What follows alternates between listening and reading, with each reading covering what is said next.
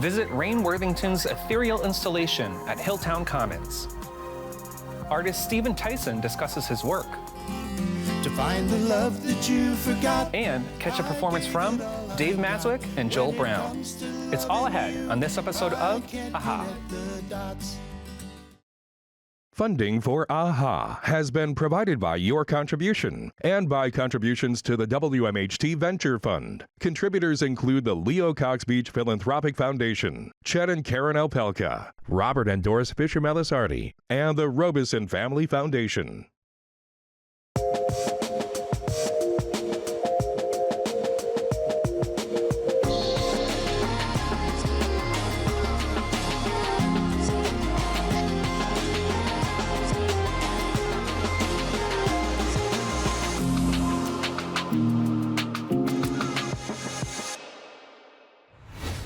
Hi, I'm Matt Rogowitz, and this is AHA, a house for arts, a place for all things creative.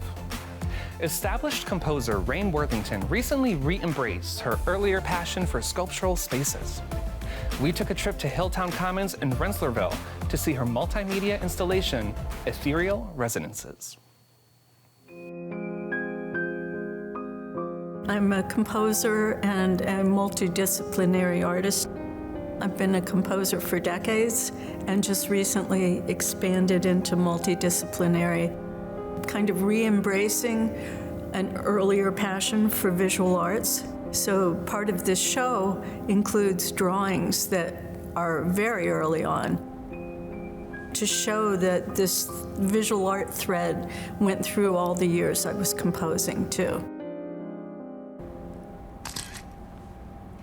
I started in art in doing photography, but I also, at that time, got a piano and just started making up things.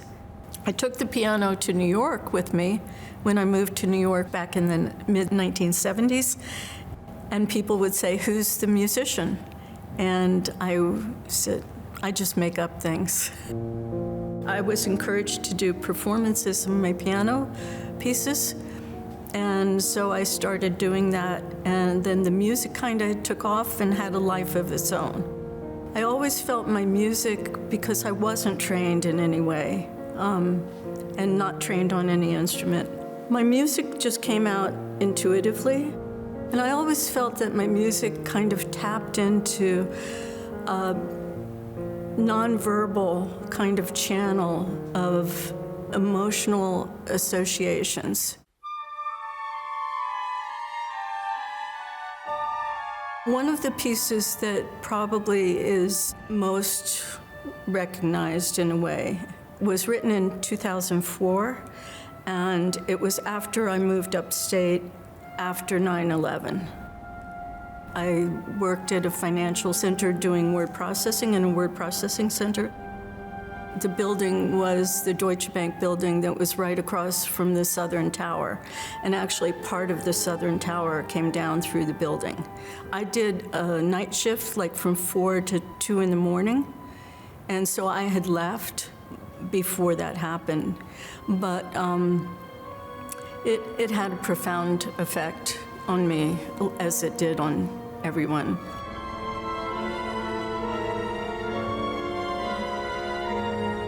So out of that came a piece called Shredding Glass. The title is meant to kind of convey something that seems impossible, incongruous, I mean, in spite of how it was inspired by that event, it's a quiet piece. And I mean, there are parts of it that are very quiet and very delicate. And it's about bearing witness to something traumatic. When I re-embraced sculpture, I started developing little models of sculptures and was encouraged to scale them up. Leslie Yolen, who's a great artist, knew about this space, and she said, "Hey, I think you're ready. I'll introduce you, and you might have an opportunity to do a show at Hilltown Commons." So that's how it happened. Hilltown Commons has been around since the 1920s and has gone through different reiterations as a gathering place for philosophers and scientists. Now their motto is a campus for the curious. I started discovering that gauzy, translucent materials just were evocative the same way I think music can be evocative.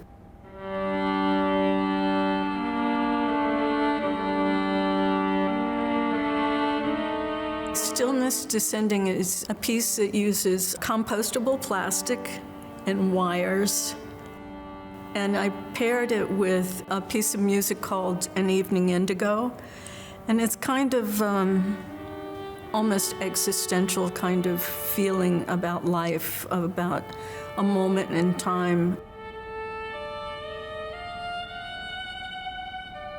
Evening Indigo, I wrote for a violinist from Iceland, Eva Ingolf.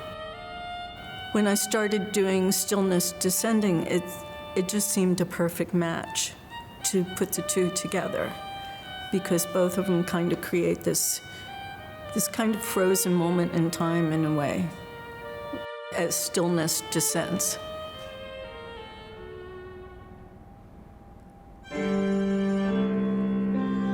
Layers of Disclosure has kind of an involved story. My mother had vascular dementia. When I was taking care of her, she didn't know how we were connected anymore, because my childhood had disappeared. But it was just amazing to see someone dealing with that and understanding some of what was happening. But at some point, she became just out of reach, just beyond reach, and I wrote this piece of music called Just Beyond Reach, which is my emotional feeling of that time of having to accept it and having to let go.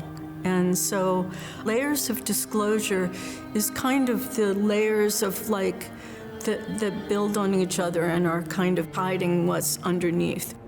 And I put a standing lamp in the middle because I wanted it to also represent a sense of home.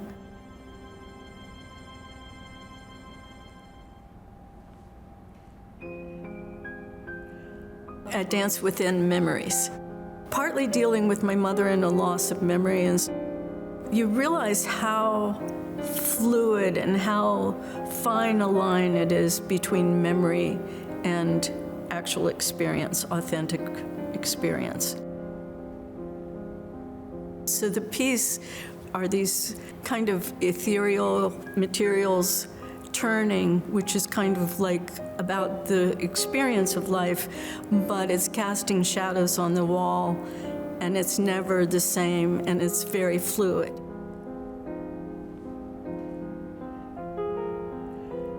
My hopes for people who see the show in person is to just kind of enter a space where the experience is kind of contemplative and just stand kind of in front of the piece and let it touch you in whatever ways it does.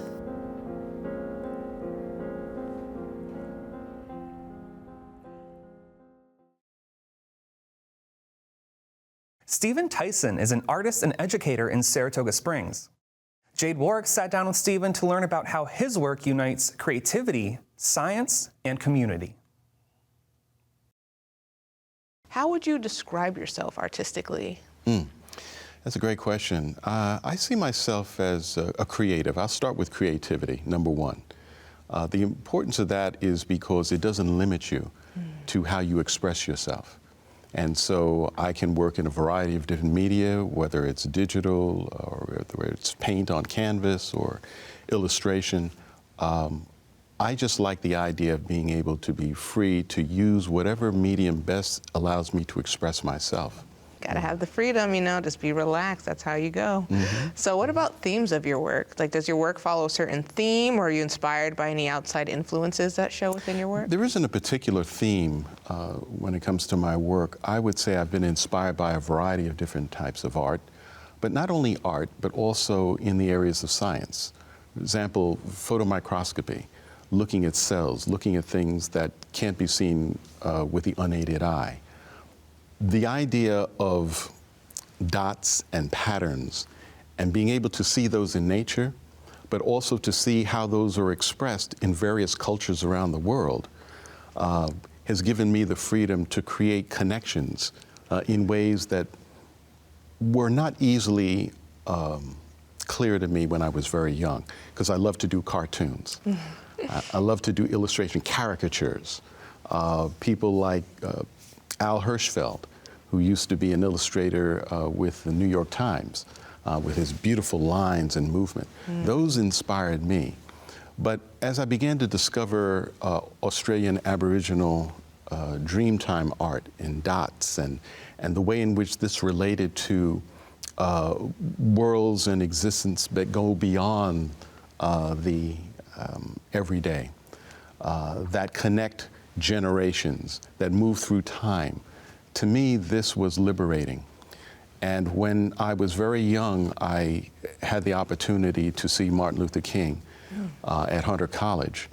And the way in which people came together around this idea of uplift, of support of one another, to see beyond individual differences, embracing them, acknowledging them, but not being limited by them, to find higher values in community with one another. And so I think my work, if there is an underlying theme, it's about the freedom of expression. It is also recognizing and observing things in nature, in human behavior, and community in general, and finding the best values out of those situations in order to bring them to light and to show the opportunity to use these as a catalyst for change and positive transformation. And I think that the arts are a vehicle for that kind of transformation that has a positive value for humanity. Oh, I 100% agree. Art truly can change and shift cultures. It is one of our leading forces with that. Yes. Well, thank you. Absolutely. That's beautiful. You have a heavy hand in the education within the arts. So give us a little bit about why is education important in the arts, and what's your favorite part about being an arts educator? Well, I started out working for a theater and dance service organization in New York City. I wanted to do something that allowed me to use the visual arts in a way that was something that I really love, in a way that could inspire people, inspire young people. And so I was at a Brooklyn Museum retrospective of the work of Romare Bearden. Coincidentally, somebody came over to me and said, hey, there's a principal in the Bronx that's looking for an art teacher. Would you be interested? And I had completed my graduate work, and I said, yeah, I would be interested, and went up there, the interview, and that launched my academic career, you might say, my interest in education. And so I did that, and it was great because I had a chance to work with young children who did not necessarily see art as a career pathway. They were just enjoying the idea of creating. And I would always introduce something that had to do with art history. I tried to provide a historical context so they can understand how the arts developed, the different communities that the arts developed, and to recognize that they also had something to contribute, something to say. I would use the classroom after school to have them work on developing a spring festival of the arts. So that really excited me, the idea that if we could find ways to create opportunities for young people and also their parents to see the viability of the arts, you know, that this is something that could be feasible if we put the energy and put the pieces in place that allowed this to manifest. And so that's been really exciting for me. And I've continued to do that in a variety of ways. It's one of the best parts. Yes. And you're also tell the parents, look at me, I used to also be a little kid who was in the same position, who just strived to just find creativity. And now I'm a very successful artist trying to then pass it on. Yes. So it's just look right in front of you, who's trying to teach. It's true, you really can be a successful career-driven artist. Absolutely. It's got to break that stereotype. So I know you're involved with Black Dimensions Art in Hamilton Hill. Want to give us a little bit of your background with those two organizations? Oh, listen, one of the things that I've really enjoyed coming to the Capital Region 25 years ago was being introduced to Black Dimensions in Art and the Hamilton Hill Arts Center. I can't say enough about the people who have been involved with those organizations.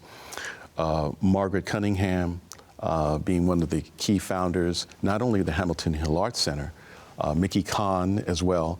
Both of them were part of the founding of the Black Dimensions in Art, which grew out of Black Arts Incorporated. This organization today is giving opportunities for artists who are international. They're giving opportunities for young people to learn from professionals. They are also, and specifically Black Dimensions in Art, one of the things that we've done is we've partnered with SUNY Schenectady. I developed a program called Art Through the Microscope, where the young people at Trinity Alliance did observational studies of different types of cells through the microscope. And then they did not only observational drawings, but also then a creative version inspired by what they observed.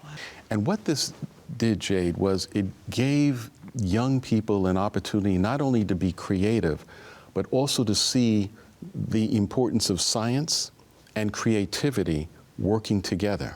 Wow, that's great. Great resources there. Well, sounds great. Well, folks need to check Black Dimensions Art out, Hamilton Hill, and your work personally. And thank you again for joining us. Oh, thank you, Jade. Appreciate being here. Please welcome Dave Maswick and Joel Brown.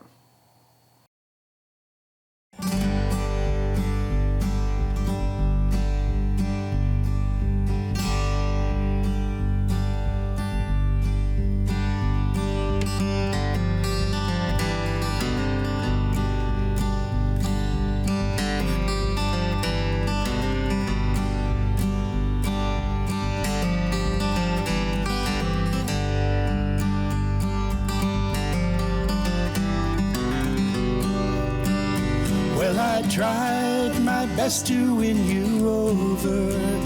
I tried everything I could to make you mine. You're the puzzle I can't solve. You're a complicated plot. When it comes to loving you, I can't connect the dots.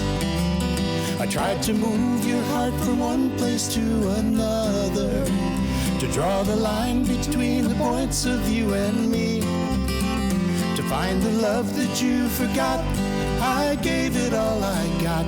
When it comes to loving you, I can't connect the dots.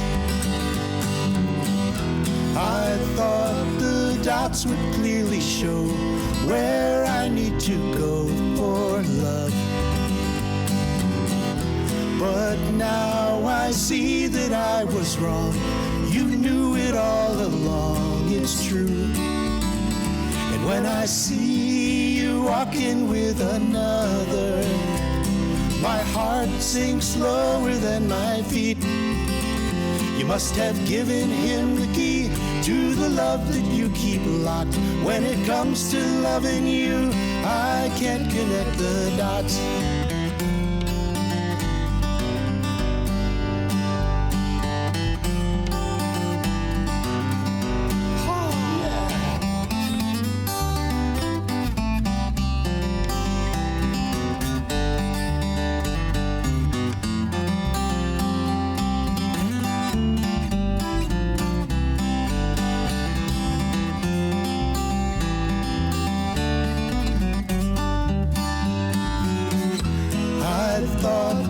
Dots would clearly show where I need to go for love.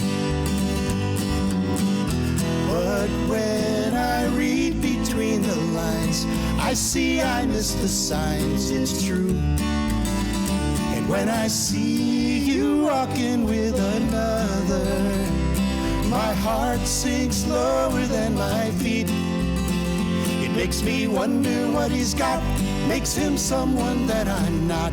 When it comes to loving you, I can't connect the dots. When it comes to loving you, I can't connect the dots. When it comes to loving you, I can't connect the dots.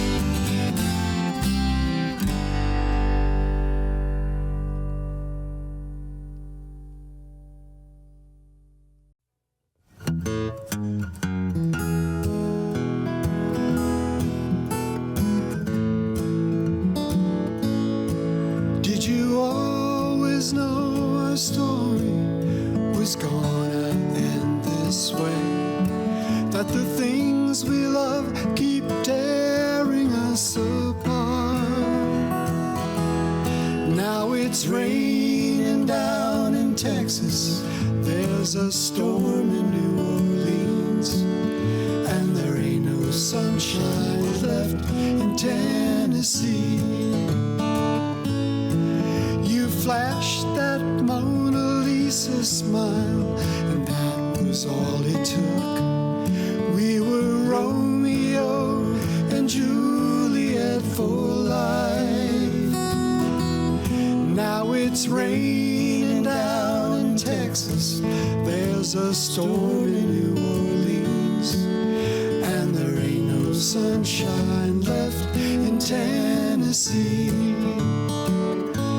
Oh, it's a childish thing, and I should know better, but the love inside my head don't match the love inside your heart. And it's still raining down in Texas, there's a flood in New Orleans, and there ain't no sunshine left in Tennessee.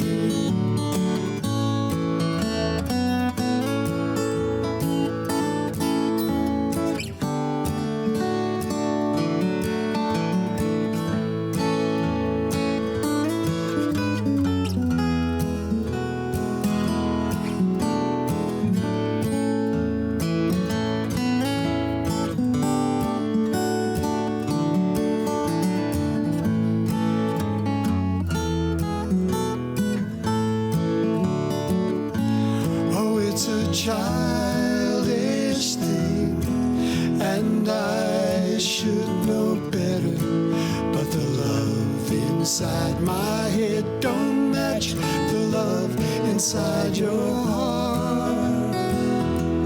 And it's still raining down in Texas, there's a flood in New Orleans, and there ain't no sunshine left in Tennessee. Sunshine left in Tennessee.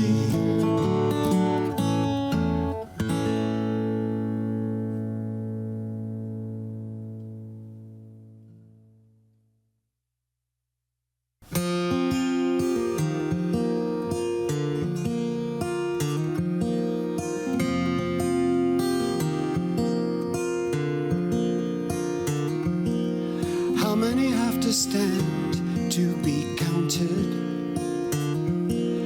How many have to scream to be heard? How loud does it have to be until they hear us?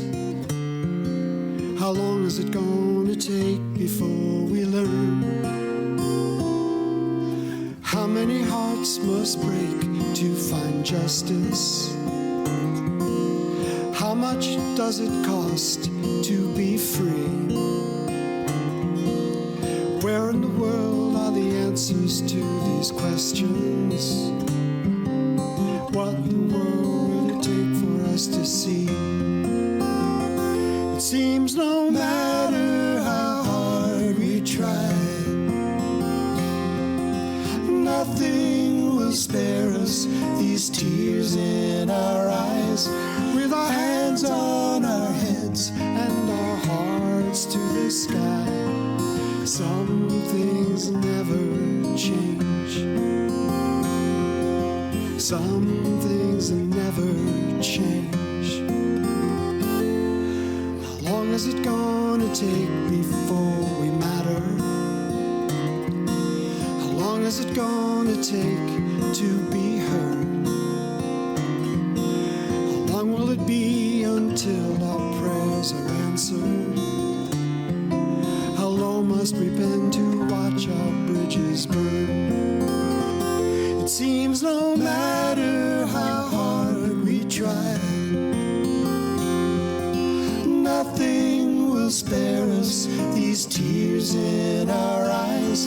With our hands on our heads and our hearts to the sky, some things never change.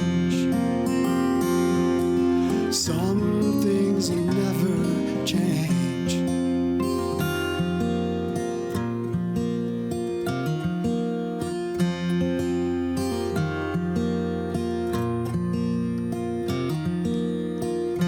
There's something happening here, and what it is ain't exactly clear. Well, there's a man with a gun over there, telling me I've got to beware. I think it's time we stop. Hey, what's that sound? Everybody look what's going down. Stop, children, what's that sound? Everybody look what's going down.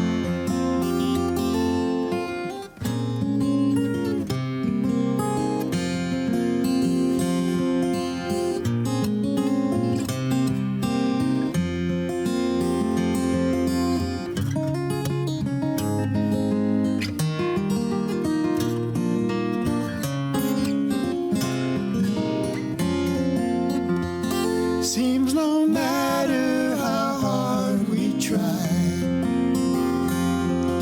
nothing will spare us these tears in our eyes. With our hands on our heads and our hearts to the sky, some things never change. It seems no matter how hard we try, nothing will spare us these tears in our eyes. With our hands on our hearts and our heads to the sky, some things never change. Some things never change. There's something happening here. Some things never. What it is ain't exactly clear. Some things never. Well, there's a man with a gun over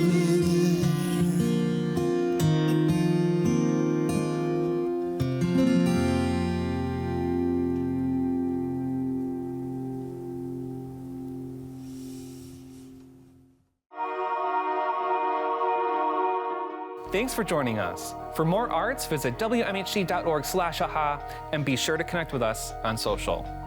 I'm Matt Rogowitz. Thanks for watching.